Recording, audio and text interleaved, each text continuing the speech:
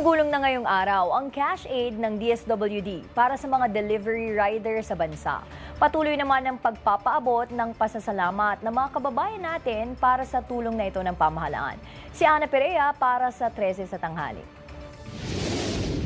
Sa kalahating araw na biyahe, pahirapan kumita ng 1,000 piso ang delivery rider na si Annaliza Dizon.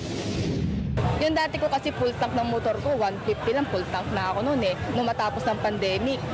Pero ngayon, umaabot na ng 350 ang full tank ko ng motor. Ilang beses siya magpa-full tank sa isang araw, kaya umaabot na ng 800 ang kanyang daily budget sa gas.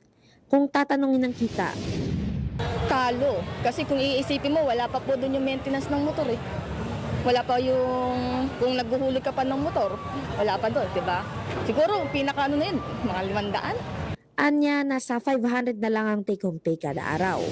O di na sapat Kung, minsan nag-iisip na rin ako maghanap ng trabaho kasi feeling ko nasa 500 para pa kami tinalo ng minimum di ba?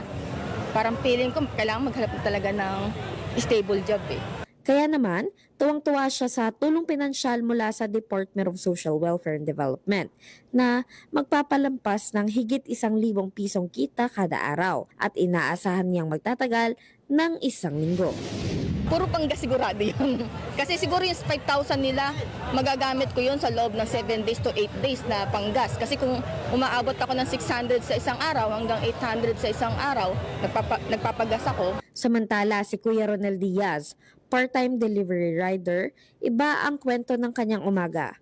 Alas 5:30 pa lang siya pumila at pasado alas 6 ay paalis na sa payout site sa Quezon Memorial Circle. Medyo mabilis naman po yung nila ngayong proseso kasi pumila po kami dito sa may validation mga mga 5:30.